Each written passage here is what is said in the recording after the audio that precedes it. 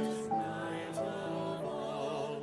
Watching, waiting, light is waiting on the longest night of all.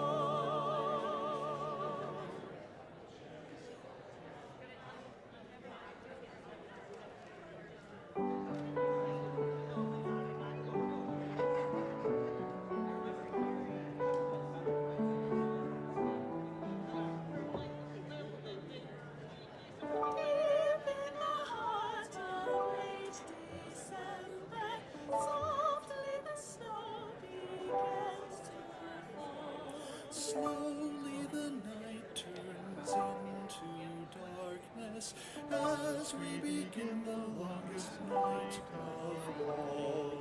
Watching, waiting, night is fading on the longest night of all. Looking around we see the darkness turning within, we hope for light. Here in a circle, deep in dreaming, silent we wait throughout the night.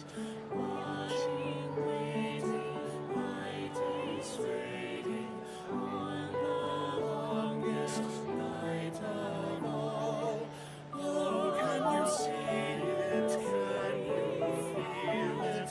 Has a different time begun? Here in the dark of late December comes the brightness of the sun.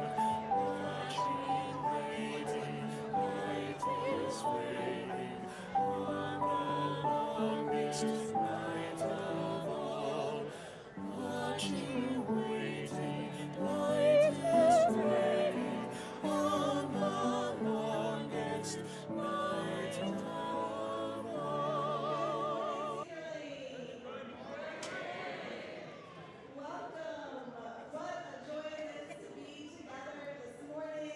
Whether you're here in the room with us or online, we are so glad you're here this morning.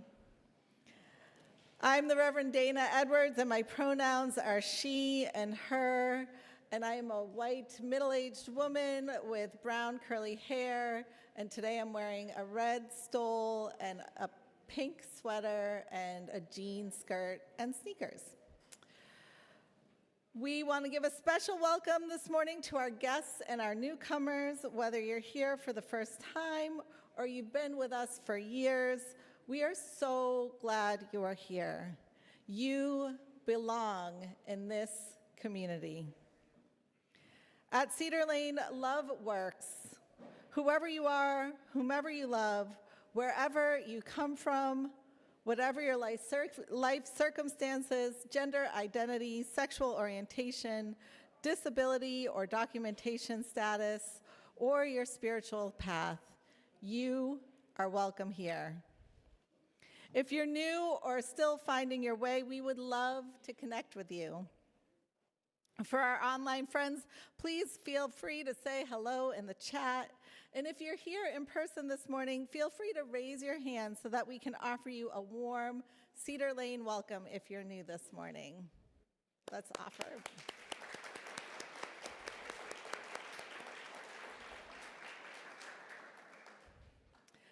After the service, please join us in the fellowship call for cookies and conversation at our first annual cookie exchange. And remember, at Cedar Lane, yellow means hello. So if you see, sorry, I did it wrong. Let's try that again. And remember, at Cedar Lane, yellow means hello. There we go. So if you see someone with a yellow mug, that's your invitation to introduce yourself.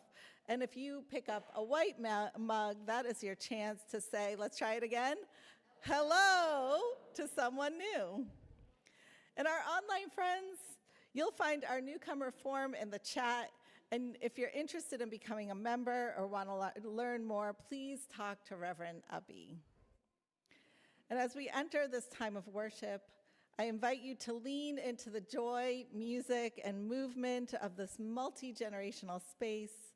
Feel free to use our creative listening materials available in the back of the sanctuary. And if you need a moment of care, our caring ministry team, led by William Perry, right over here, is here for you. Here in the season, we're holding many holy days side by side. We make room for different traditions because no single story holds all the truth. And honoring one another's sacred days is a part of how we live into our commitment to pluralism and love. Now, in the spirit of connection, if you're online, drop a greeting in the chat, and if you are here in the room, please turn to your neighbor and share a warm welcome.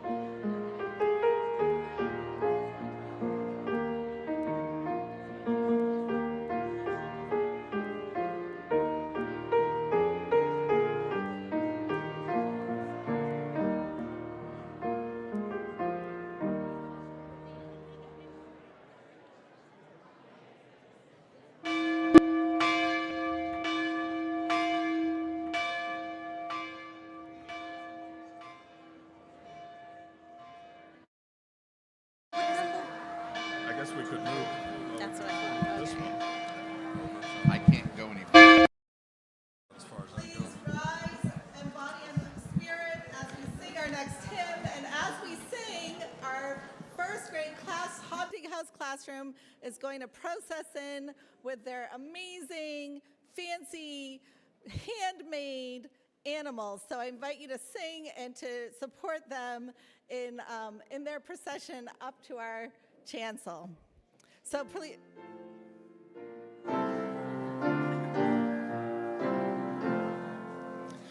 Jesus, our brother, kind and good, was humbly born in a stable rude, and the friendly beasts around him stood. Jesus, our brother, kind and good. I said the donkey shaggy and brown, I carried his mother up hill and down. I carried her safe to Bethlehem town. I said the donkey shaggy and brown. I said the cow all white and red. I gave him my manger for his bed. I gave him my hay to pillow his head. I said the cow all white and red. I said the sheep with curly horn. I gave him my wool for his blanket warm. He wore my coat on Christmas morn. I said the sheep with curly horn.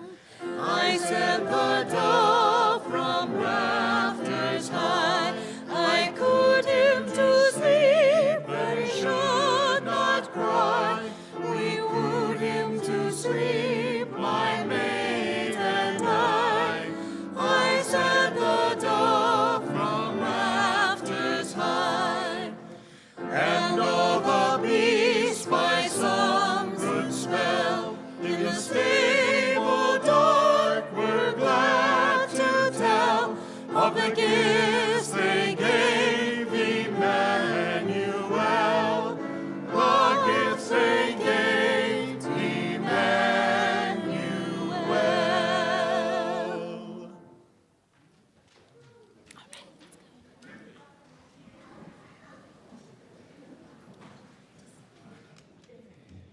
Good morning. I'm Jodel Soul, and my pronouns are he and him, and it's a joy to serve today as your worship associate. I'm a late 40s white cis male with glasses, a trimmed beard, and I'm wearing a blue-on-blue striped collared shirt and brown pants. In our Unitarian Universalist tradition, we light a chalice as a sign of the faith we share and the community we build together. This morning, we're grateful to have Ann Turner from our Haunting House program light the chalice for us with the students from the class present in a celebration of the care, creativity, and learning they bring to our children. If you're joining us online, we invite you to light a candle where you are and let us know in the chat where you're joining from. Now I invite you to rise in body or in spirit and join us in the words of our chalice lighting. We gather in the season of light and turning to kindle a flame of hope, love, and joy.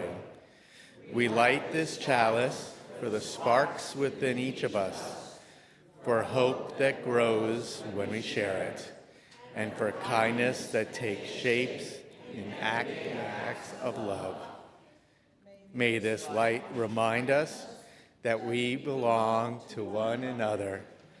Joy and hope are meant to be multiplied, and that together we can help love shine.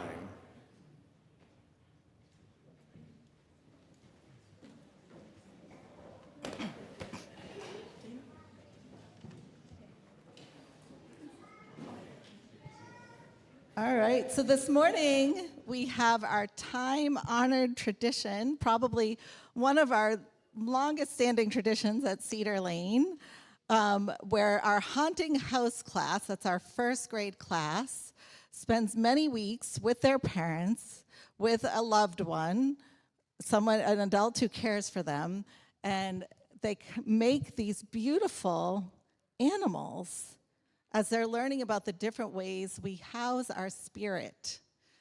And so each one has a story, right, or something that they're going to say. So let's find out what they're going to say. But first, I want to give a huge round of applause, a huge thank you to our teachers, Diana Thompson, Ann Turner, and Lisa Lyons.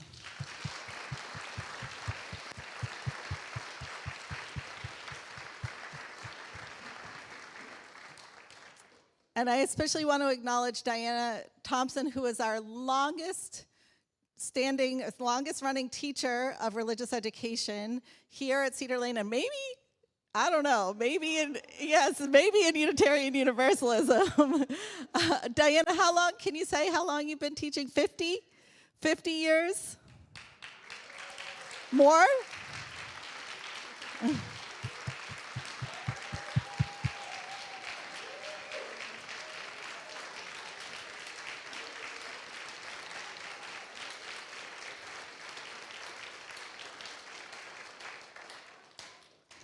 That is a long time to be teaching. All right, so let's hear about these magical animals. We're going to start with you, Vaughn. Can you tell us about your animal?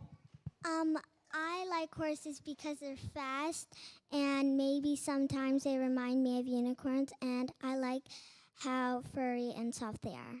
Wonderful, thank you. And so you did the horse. Yeah, we can give her a round of applause. Let's give her a round of applause. I like my animal because it makes funny noises. And which one is your animal? The pig. All right. And we have, is it a turtle or a tortoise? Tortoise. I like my tortoise because he has armor on his shell. Thank you so much.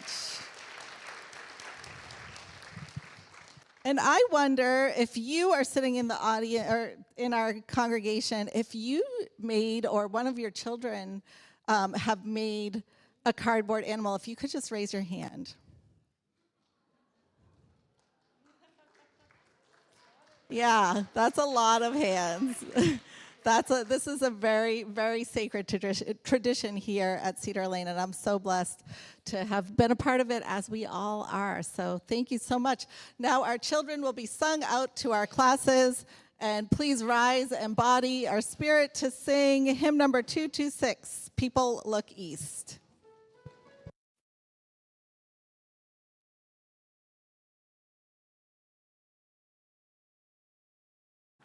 People look east, the time is near of the crowning of the year. Make your house fair as you are able. Trim the hearth and set the table. People look east and sing today. Love the guest is on the way. Girls, be glad the work is bare. One more seed is planted there. Give up your strength, the seed to nourish, that in course the flower may flourish. People look east and sing today. Love the girls is on the way. Stars keep the watch when night is dim. One more light the pole shall brim, shining beyond the frosty weather, bright as sun and moon together. People look east and sing today. Love the star is on the way.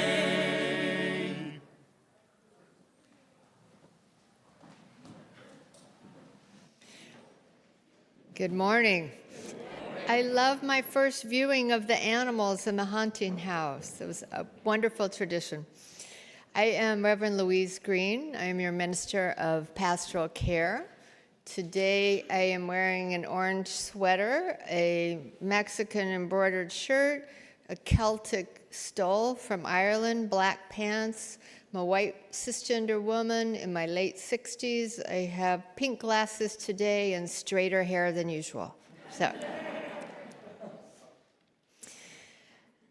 the season of Advent is unfurling into the fourth Sunday today. It's a time of listening and looking expectantly toward Christmas Eve. So this is the opening month of the liturgical year in Christianity, as some of you know. It's a clearing kind of reset button, a button into waiting, a pause, an invitation towards humility and grace, which we could use more of these days. I grew up in a liberal Presbyterian family in El Paso, Texas, and the rhythms of church were the cadences of our household. They were not optional. They were what we did. And when Advent came, we used a circular wreath with 4 long tapers at home in our living room. This mirrored a very large wreath, like the size of the base of that Christmas tree, which would be on display in our congregational sanctuary on Sundays.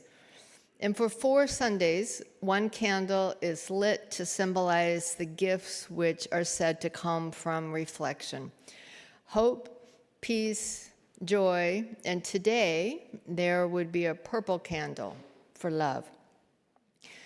A few weeks ago, our old family wreath, the one that we used when I was a kid, was set up with 4 new candles at my sister's house in Massachusetts. And on Christmas mornings, my family always lit the 5th short candle in the middle. That is the Christ candle. We read scripture on the story of Jesus' birth, and we sang carols while my sister played Aunt Grace's baby grand piano. This continued all the way to 2022, when my mother died and the tradition moved to our own homes. Not all of them, but some of them. We anchored in that ancient ritual. It came on Christmas morning before the presents, before the feast. We heard familiar words and melodies, and we savored a time with each other in a kind of quiet remembrance. Now, the way I interpret Advent now has certainly changed, but my love for the season has only deepened. This Christian season is meant to restart the year, to lean more fully into contemplation a whole month before New Year's Eve. It is a way to slow down that fast train of endless action, motion, and you don't need to be a Christian to yearn for that. Advent heightens our senses during the season of waiting. It offers a whole month where we can remember that, forget that, and return back to remembering what we know is limited. Mystery abounds. And we ponder the birth of a holy child through all the stories which have come through centuries to create many sacred rituals, knowing that all babies are born full of original blessing and sacred worth. It isn't necessary to agree on the nature of baby Jesus in order to appreciate this Advent spaciousness in the weeks before Christmas. And my own embrace of a season is not about belief. Rather, it comes from many decades of experiences of wonder and awe. In the rich heritage of my Presbyterian ancestors, from whom I have diverged rather widely, we affirm the rhythms of family culture and faith, the rhythms which called us together in a kind of holy waiting. I am so grateful for that. We sat in sacred expectation, in a kind of joyful entry into the time of shared community. And over the decades, I have often sung the very song we just heard today. People look east, the time is near of the crowning of the year. Make your house as fair as able, trim the hearth, set the table. People look east and sing today. Love, the guest, the rose, the star is on the way. That compelling and ancient star of Bethlehem was perhaps a conjunction of great planets like that of Jupiter and Saturn, which just happened in 2020 again. And in the Christian story, this very brilliant light became a symbol of coming royalty of a different kind, of a hope that stayed bright and marking very unusual events, drawing together unexpected people. In Advent, I still pause to perceive what new gifts may be arising, to remember our human limitations. I aim for a time of more deep reflection and open-hearted listening to my own spirit. And I welcome the month as a new beginning, a poignant reminder that mystery surrounds us all the time.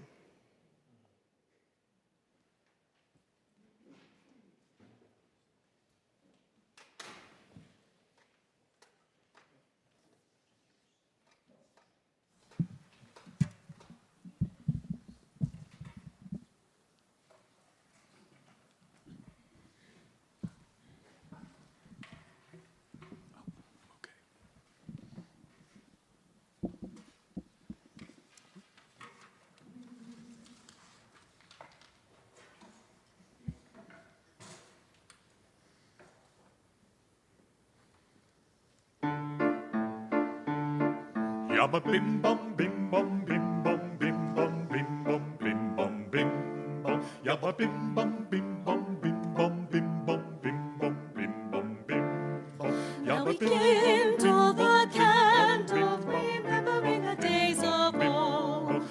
Lights full of mystery, lights full of history, all from the battle, brave and bold. Blazing a story of ancient glory, let the beings who fought to worship free. Still standing by us, oh Matthias, all ye faithful, come along with me.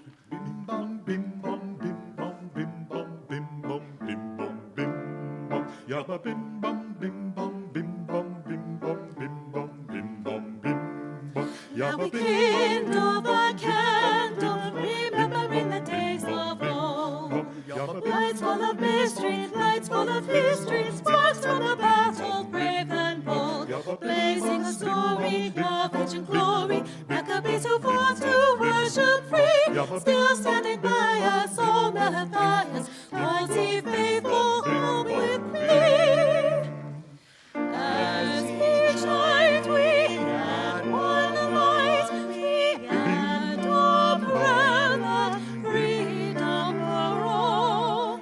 For you know we keep them holy, till they eat our trailing grains and small. Yabba bim bum bim bum bim bum bim bum bim bum bim bum bim bum. Yabba bim bum bim bum bim bum bim bum bim bum bim bum bim bum. Yabba bim bum bim bum bim bum bim bum bim bum bim bum bim bum. Yabba bim bum bim bum bim bum bim bum bim bum bim bum bim. Hey!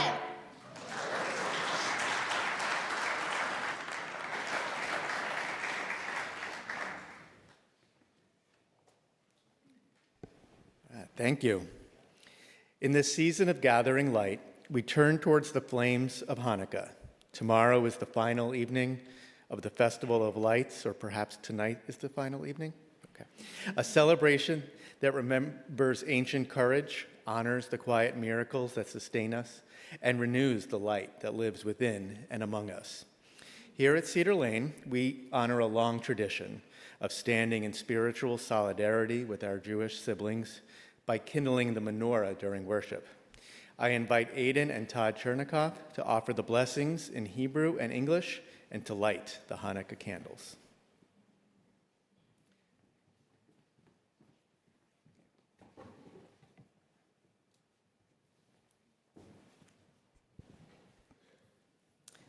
Baruch atah Adonai Eloheinu melech haolam asher kadishanu b'mitzvotav v'tzivanu lahalakner shel Hanukkah. Blessed our Lord, our God, King of the universe, who performed miracles for our forefathers in those days at this time. Baruch atah Adonai Eloheinu melech haolam she'asa nisim lavotenu b'yamim hahem b'zman hazeh. Blessed art thou, Lord our God, King of the universe, who has sanctified us with his commandments and commanded us to kindle the Hanukkah lights.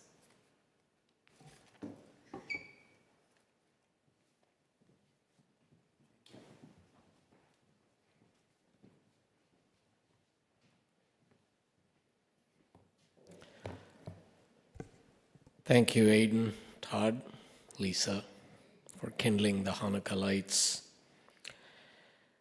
I did not grow up Jewish, and yet the lighting, that's right, in case you were wondering.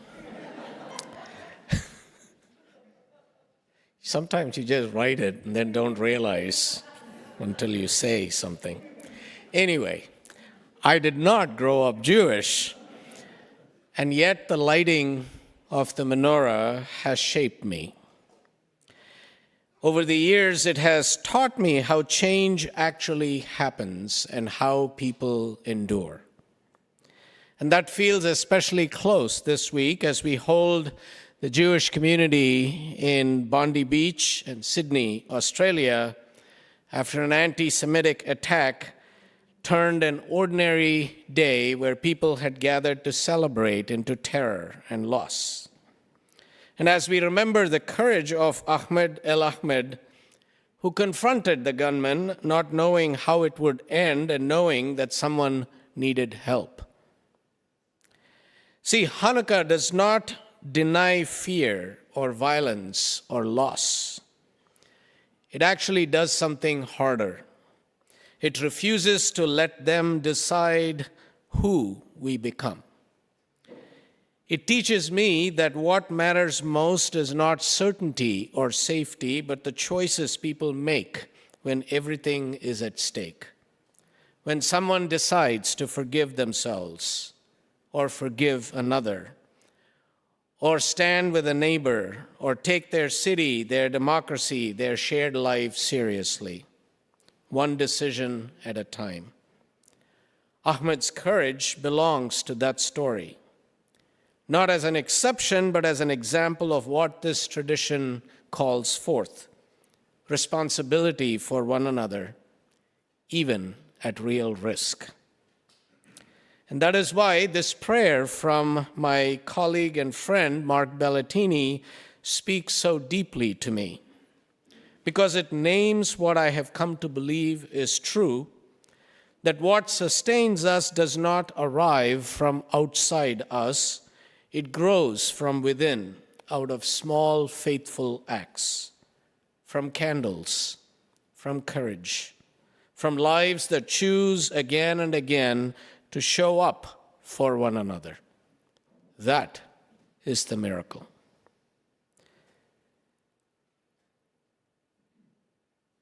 Mark writes, "Let us seek the unseen sparks that kindle greater light. The spark of one person beginning to forgive themselves, and behold that life begins to glow with peace. The spark of one person daring to forgive another, and behold, two lives begin to shine with peace. The spark of neighbors gathering to confront injustice close to home, and behold, the neighborhood begins to brighten with peace. The spark of neighborhoods taking seriously the city that cradles them, the city as a whole, not as fragments, and behold, an entire city begins to glow with peace. The spark of people of faith choosing cooperation over suspicion, working side by side amid real and honest differences, and behold, a whole county is lit with peace. The spark of compassion tempering laws that protect power more than people, and behold, the whole state begins to shine with peace. The spark of a people deciding to take their democracy seriously, expecting dignity, integrity, and care instead of cynicism, apathy, tawdriness, and empty legalism, and behold, a nation begins to glow with peace. The spark of nations daring to embrace one another, choosing cooperation over fear and hatred, and behold, the whole world would blaze brighter than a sun with peace. Baruch atah, source of life, origin of the mystery of light, as a great and illuminating fire begins with a single spark, may a great light arise from these small candles and from our own fragile, faithful lives. Amen.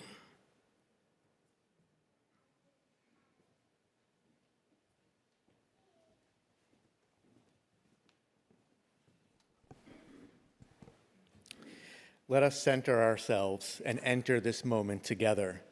We call upon the sources of love within us, among us, and around us. We come mindful of the lives we carry with us and the lives that need holding today. We lift up those in our community and beyond who are moving through the small and the extraordinary milestones of life. Within our Cedar Lane community, we mourn the passing of beloved longtime member Ellen Thompson, who died on December 17th in Pittsburgh, at home with her daughter Barb by her side. She was 93. We hold Barb in our hearts as she navigates this time of grief. We hold Ai-Ling Louie in our hearts as she remains in intensive care at Johns Hopkins following a serious medical procedure.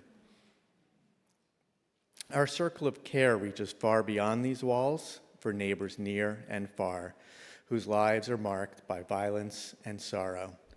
We hold the families and the wider Jewish community in Bondi Beach, Australia, in the wake of last Sunday's devastating act of violence. We honor the courage of those who stepped in to protect others, and we hold all who are grieving and afraid. We hold all who carry trauma from gun violence and hate, all who long for safety and peace, and communities struggling to endure and rebuild in Gaza, Sudan, Ukraine, and beyond. In the spirit of compassion and connection, I invite you to rise in body or in spirit and speak aloud the names you carry in your heart, or if you are joining us online, to share them in the chat. Together we hold them in stillness and in love.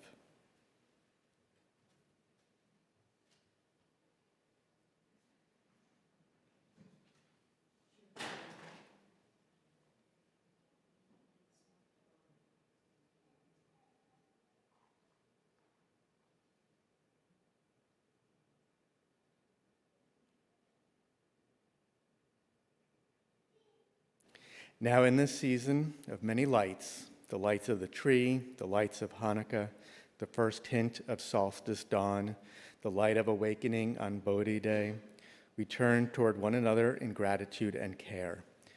On the side table today are small candles waiting to be held and lit. If you feel moved, come forward and switch on a candle as a sign of what you carry today, a joy, a sorrow, a prayer, a hope. You are welcome to come forward now to place your candle among the others and let our lights shine together in the circle of compassion.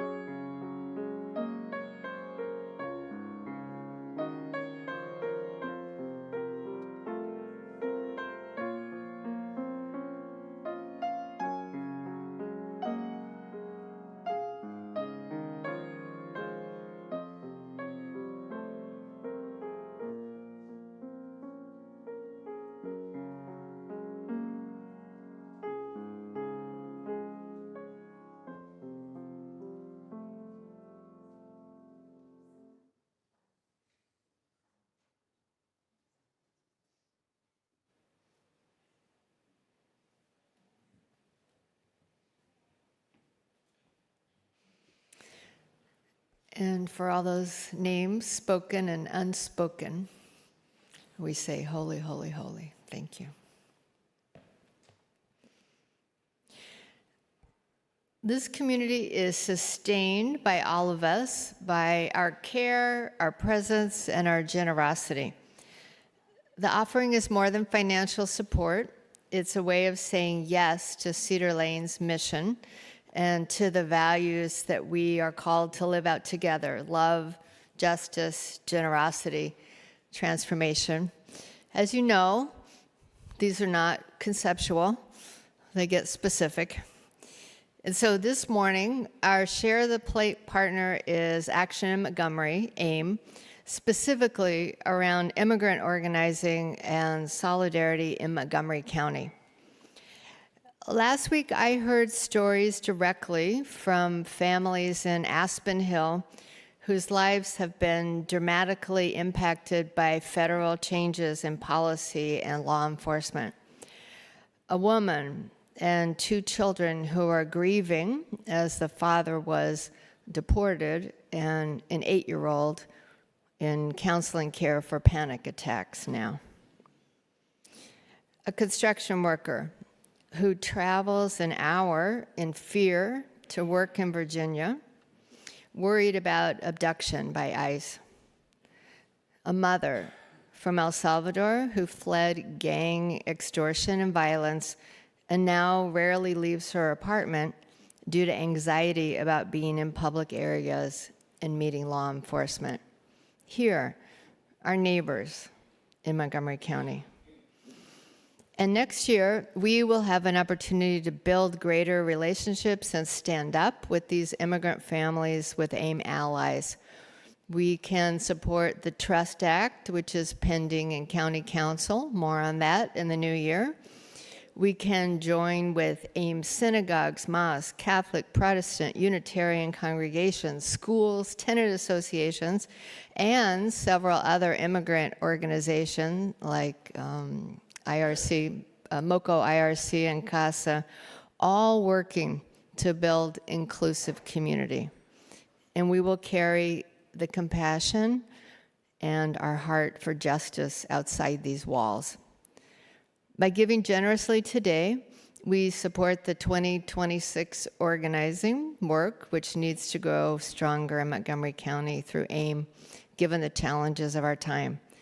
And you can give online, by text, by mail, or simply place your gift in the plate as it is passed. Every contribution, large or small, even teeny tiny, helps strengthen this community and extend its wide reach. The morning offering will be given and received with much gratitude.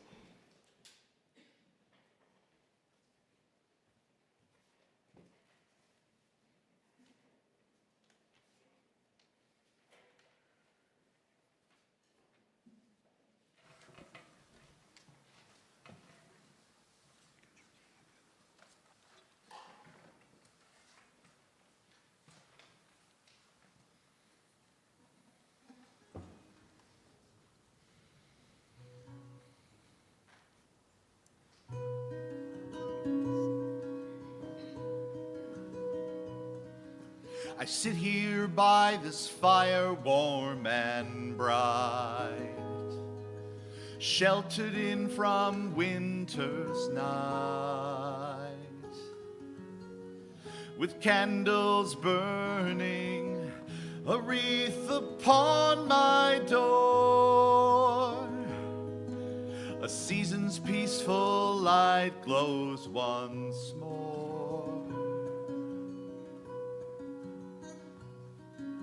I think of all the love I have known, the miracles that make one whole.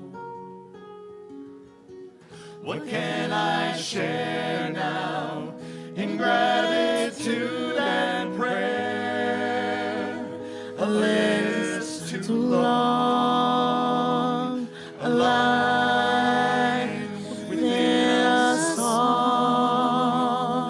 Just truth where there's truth to be heard in the wisdom of time's own words.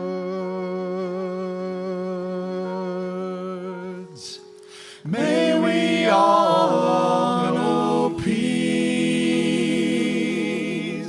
May we all know love as we look inside,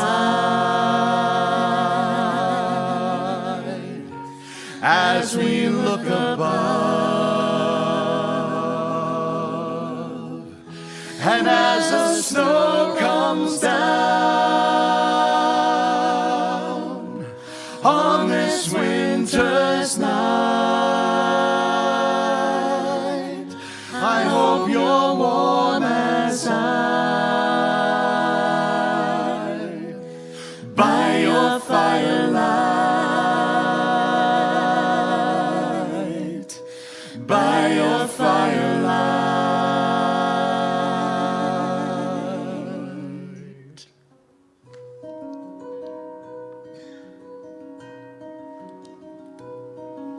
if Jesus and Muhammad joined in, musing just like firelight kin,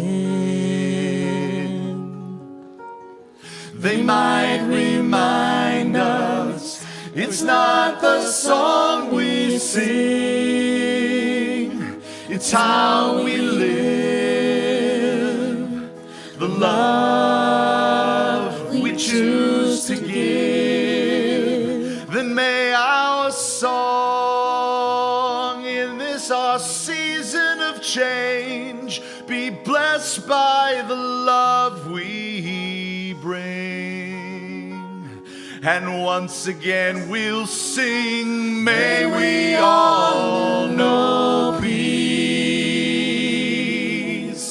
may we all know love, as we look inside, as we look above, and as the snow comes down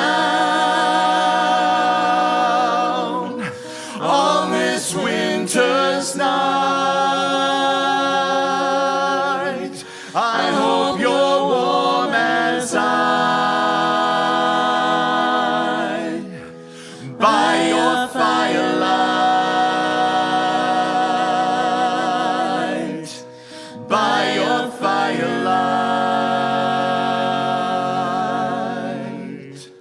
by your firelight.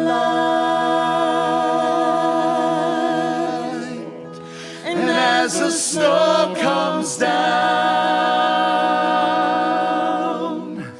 on this winter's night, I hope you're warm as I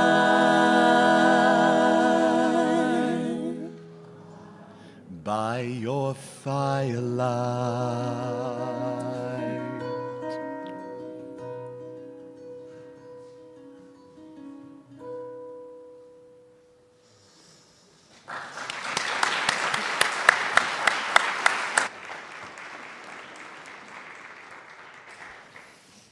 Wow, that was so beautiful. I love that song. Thank you for that blessing in music.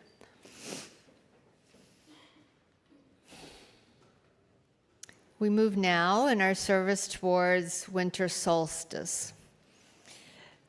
Solstice is a beloved ritual for me, along with the other turning points in the Celtic wheel of the year. I trace 4 main ancestral lines back to Scotland, with some sprinkling in from England and Ireland and Scandinavia. So I know at least some of my peoples paid attention to the cycles of Earth. The waxing and the waning of moon, the widening and the narrowing of sunlight through the seasons. And when I went to Scotland on a women's group pilgrimage in 2022, this feeling of connection to that was palpable all around me. The many nature markers, the ancient stone circles, the deep song and word traditions, especially of the Western Hebrides, where I was on the island of Iona. Solstice is both a celebration of the power of the fertile darkness and the creative spark turning towards the light. Sometimes you skip fast to the light without recognizing the darkness is where things are born. And last night, we came through the longest night in the northern and southern hemispheres.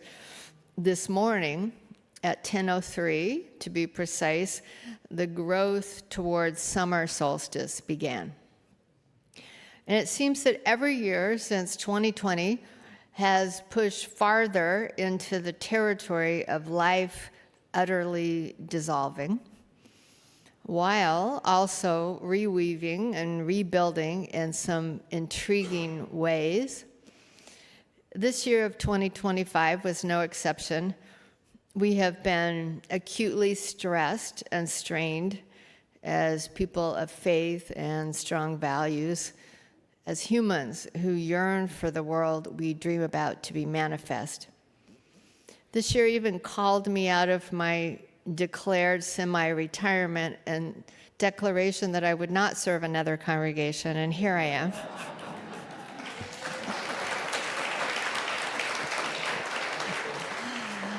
Oh, yes, the mysteries. Perhaps this winter solstice could be a deepening moment for you as well, one where we yield to all that is passed away, one where we hold the seeds of what is coming to be, whether we saw that coming or not. The seeds of hope that we tend with intention as we are literally preparing for spring and summer now in the turning of the light. The rhythms of our Gaian Earth Mother, whether steady or wild or massively disrupted, continue to turn without us in both the beauty and the destruction of the era.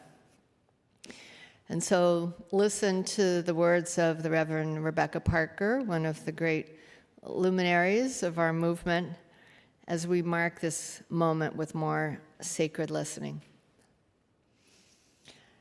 Perhaps for a moment, the typewriters will stop clicking, the wheels stop rolling, the computers desist from computing, and a hush will fall over the city. For an instant, in the stillness, the chiming of the celestial spheres will be heard as Earth hangs poised in the crystalline darkness, and then gracefully tilts. Let there be a season when holiness is heard, and the splendor of living is revealed, stunned to stillness by beauty. We remember who we are and why we are here. There are inexplicable mysteries. We are not alone, and in the universe there moves a wild one whose gestures alter Earth's axis toward love. And in the immense darkness, everything spins with joy. The cosmos unfolds and enfolds us, and we are caught in a web of stars, cradled in this swaying embrace, rocked by the holy night, babes of the universe. Let this be the time we wake to life, like spring wakes in the moment of winter solstice. Blessed be.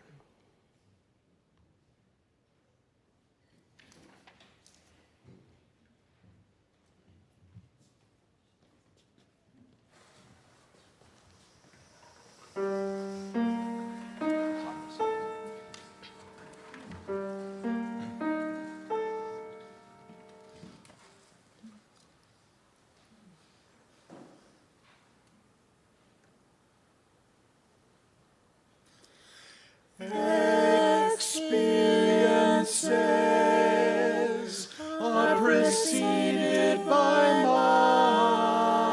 mind, led by mind and produced by mind. If one speaks or acts with an impure mind, if one speaks or acts with an impure mind, suffering follows. Suffering follows. Suffering follows. Even as the cartwheel follows the hoof of the ox, drawing the cart.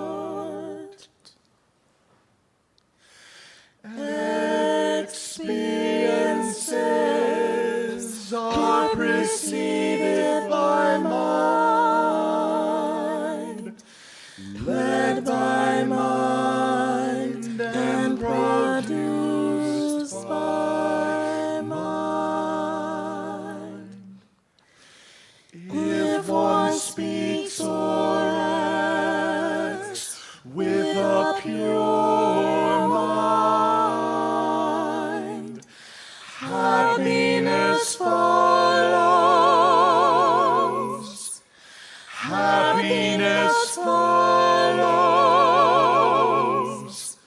Happiness follows.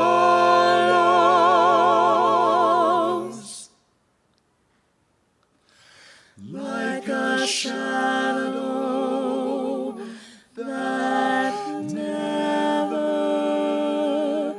departs. Never departs.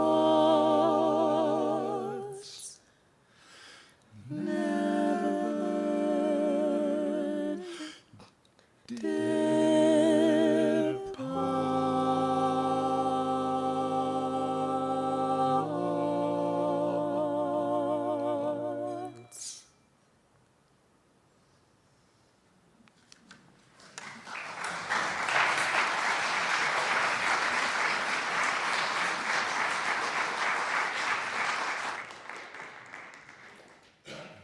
That was so beautiful. Thank you. Bodhi Day, observed this year on December 8th, is the day Buddhists remember the awakening of Siddhartha Gautama, the one who became the Buddha.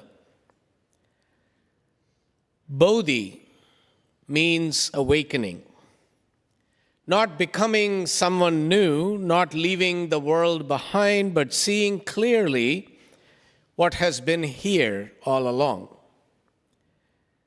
And after hearing the words of the Dhammapada, that our lives are shaped by the state of our minds, this feels like the right moment to ask a very present question: what does awakening look like now? In bodies like ours, in lives as complicated and unfinished as the ones we are living. Now, the stories tell us that Prince Siddhartha was born into comfort, privilege, and protection, every advantage, every assurance, and still something in him would not settle. He sensed that life, the life that he had been given, as full and rich as it was, could not shield him from aging, illness, loss, or death. So what did he do? He went looking not for answers that would make life neat or painless, but for a way to face life more honestly. And what strikes me year after year is that awakening did not come through denial or punishment of the body. For Siddhartha, he tried that, and it failed him. Awakening came when he stopped running in either direction, toward indulgence or toward harm, and stayed with breath, stayed with the fear, stayed with the uncertainty. And when awakening came, the tradition says he did not shout, "Yippee, I'm enlightened." He simply said, "I am awake." Not as a victory cry, as a statement of presence. That matters to me. Because awakening, as the Buddha discovered it, did not mean leaving the world behind. It meant returning to it with eyes open and a heart less defended. Now, there's a Zen saying that names this quite simply: before enlightenment, chop wood, carry water. after enlightenment, chop wood, carry water. And Jack Kornfield, the Buddhist teacher, puts it this way: after the ecstasy, the laundry. It's a great book, actually. You should check it out. See, awakening doesn't remove us from the ordinary work of living. It brings us back to it more present, and I would say more capable of joy. Not the joy of escape or denial, but the joy that comes from being fully alive in what is real. I learned something about that once in a moment I did not expect during a brief conversation with His Holiness the Dalai Lama in Kochi, India, many years ago. I was younger then. Yes, I was. Full of questions about suffering and inequity and injustice and how to go about without calcifying my heart, without hardening. So I don't remember the exact question. I do remember I was quite earnest. It was a complicated question and honestly a little dense. It was my effort to impress His Holiness about how smart I was. Well, he listened quietly, smiled, and then said something disarmingly simple. The work, he said, is to stay human, to keep compassion alive in the middle of things. And then he added gently, to remember joy, not as denial or distraction, but as nourishment for the long road, as our birthright, as an act of resistance. And then he started to giggle. The Dalai Lama giggles, and it's a wave that just starts here and then radiates up, and then his whole being is giggling. Now that stayed with me, because what the Buddha awakened to was not an escape from the human condition, but finding a deeper way to inhabit the condition. Before awakening, we live in our bodies, and after awakening, we still live in our bodies. With hunger, with grief, with joy, with responsibility, with loss. Buddhist tradition calls this bodhicitta, the awakened heart, the awakened mind. Not perfection, not detachment, but the willingness to feel what is actually happening without turning away. I think of bodhicitta as that place in us that still responds, even when we are tired of responding. The place that softens when it would be easier to close down. The place that remembers we belong to one another. The Buddha taught that awakening is never far away, even when we feel stuck, even when we feel confused, even when we feel like we have lost our way. Because awakening is not a finish line, it is a practice of paying attention, of noticing when fear or habit takes over, of choosing again and again to come back to care. And that is why Bodhi Day matters.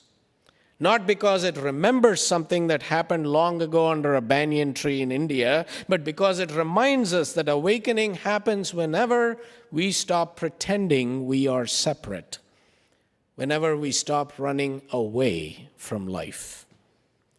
Every time we choose compassion over reflex, every time we meet suffering without denial, every time we stay present to this life exactly as it is. The old Zen teachers say it plainly, every day is Bodhi Day. Not because every day is easy, but because every day gives us another chance to say, I am awake. So as we move from reflection into practice, we turn now to metta, loving kindness. This is a simple practice of offering goodwill, beginning where we are and letting it widen naturally. So I invite you now to center yourselves for a few moments, getting comfortable in the space that you occupy, the physical, mental, spiritual space. Settle into it. Close your eyes or gently lower your gaze. And allow your attention to rest with the breath, just as it is. No effort, no fixing. We begin with ourselves, holding our own lives with care. Silently in your heart, offer these words to yourself. May I be well. May I be calm. May I be safe. May I be free from suffering. May I be at peace.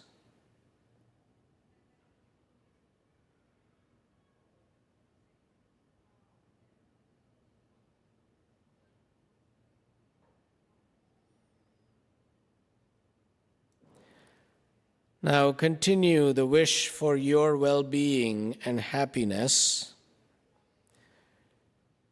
as we sing, "May I be filled with loving kindness." May I be filled with loving kindness. May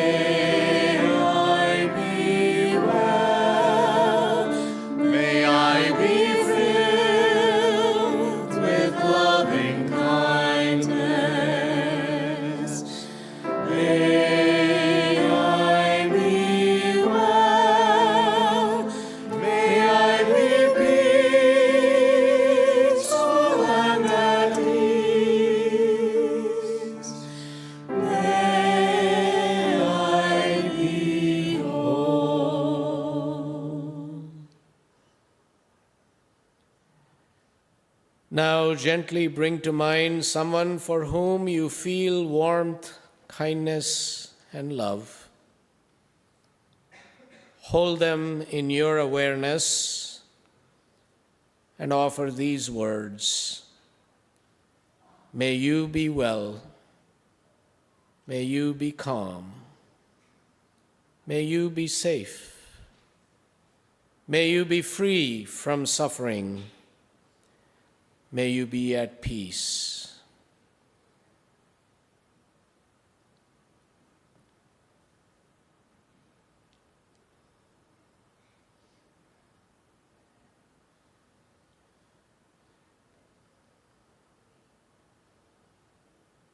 And we sing again. May you be filled with loving kindness. May you be well. May you be filled with loving kindness. May you be well. May you be peaceful and at ease. May you be whole.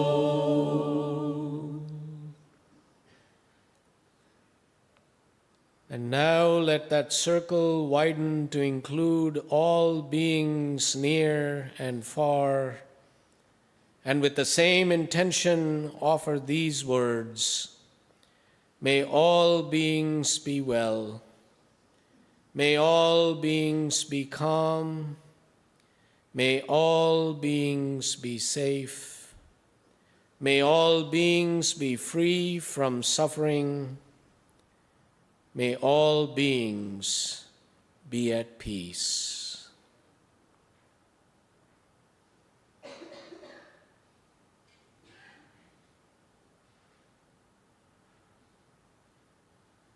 And together we sing, May we be filled with loving kindness. May we be well. May we be filled with loving kindness. May we be well. May we be peaceful and at ease. May we be whole.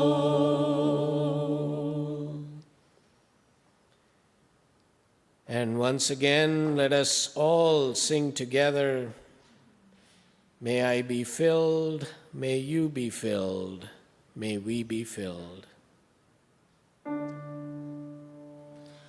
May I be filled with loving kindness. May I be well. May I be filled with loving kindness. May I be well. May I be peaceful and at ease. May we be whole. Filled with loving kindness.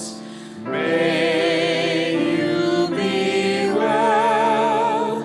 May we filled with loving kindness. May you be well. May you be peaceful and at ease. May you be whole. May we be filled with loving kindness. May we be well. May we be filled with loving kindness. May we be well. May we be peaceful and at ease. May we be whole.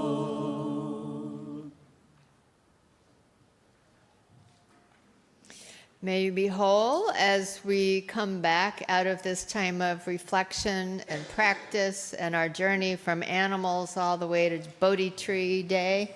We thank you for your presence. And as a result and a reward, you get cookies because our first, I think, holiday cookie exchange, first in a long time, is about to happen in Fellowship Hall. I've been asked to say one extra word to explain what's occurring. Many people have baked cookies and brought them. Thank you very much. Or purchased cookies and brought them. We are so grateful. Some of you have not, and yet there are cookies for you on a sharing table. And for those who brought a dozen, there is an exchange of a dozen for you to go home. So there's more than enough for all, and we thank you for your spirit of generosity and for the helping hands that have made this possible. Now, if we brought 2 dozen, can we take 2 dozen? Yes. A dozen for a dozen. It's like the loaves and fishes of the cookies. Some of you know my reference. Yes. And then between noon and 1, keep an eye out for a familiar visitor. Santa will be here in the library, so bring your camera, your sweet tooth, and enjoy the fun by the fire. And continuing on, the Alliance used book sale is also happening right after the service in the Fellowship Hall. And then later today from 12:30 to 2 in room 33, Sacred Conversations on Race, sponsored by the 8th Principal Embodiment Group, will gather. This afternoon at 3, we will also be gathering here in the sanctuary to celebrate the life of longtime member George Gerlin. And our hearts are with the entire family who's coming to gather. All are welcome at this 3 o'clock memorial. Then next Wednesday, Christmas Eve at Cedar Lane, 3 services, 3 different ways to enter the story. At 4 o'clock, Christmas stories and songs. This is a joyful, family-friendly service with a beloved Clausen story from the Reverend Ken McLean, carols, our children's choir, and lots of participation. Then at 6 p.m., a jazzy celebration of light and hope with stories, songs, candlelight, and music with the amazing jazz quartet. And we'll also be recognizing and honoring babies and children born or adopted this year at Cedar Lane. And last but not least, at 8:30, Candlelight UU Lessons and Carols. This is a quieter, more contemplative service with our adult choir, guest musicians, and candlelight. All 3 sound good. I think I'll go to all. How about you?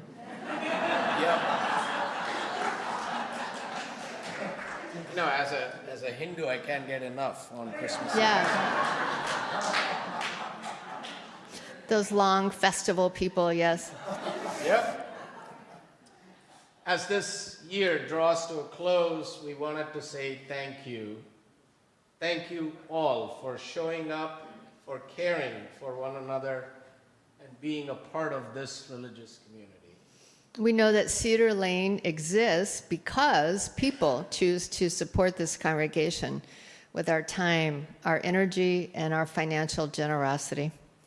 If this community has given you room to breathe, offered grounding in a hard season, or reminded you that you are not alone, We humbly ask you to make a year-end gift.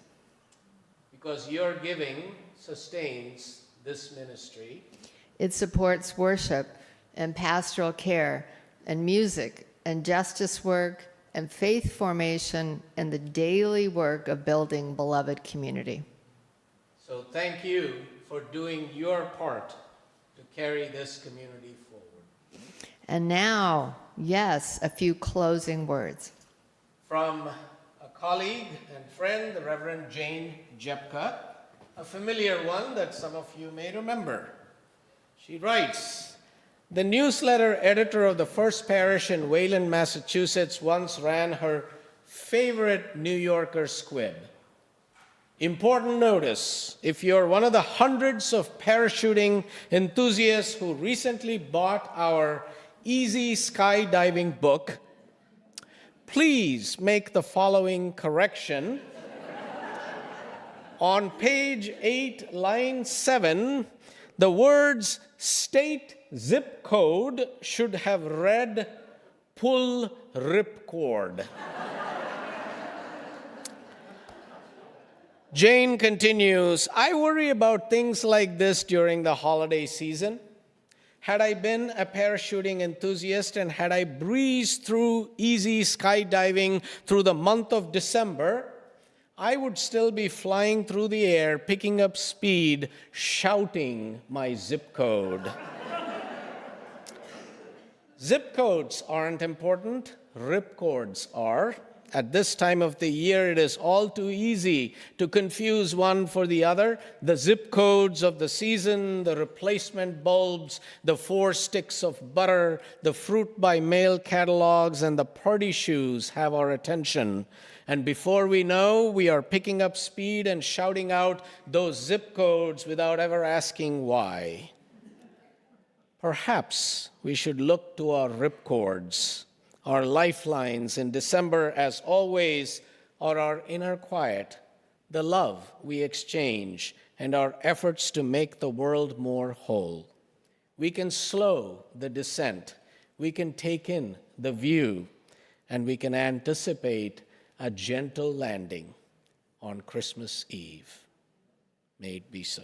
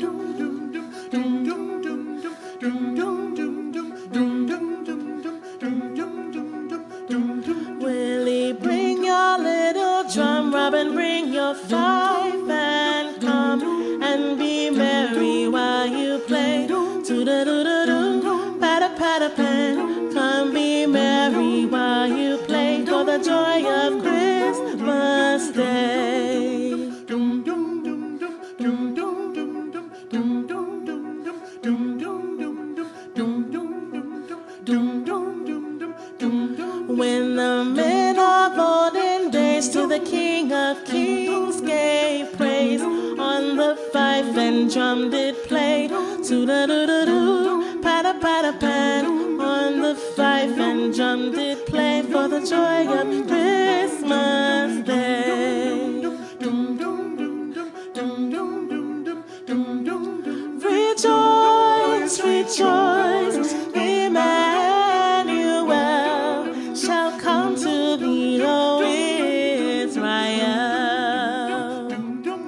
Rejoice, rejoice, Emmanuel shall come to thee, O Israel.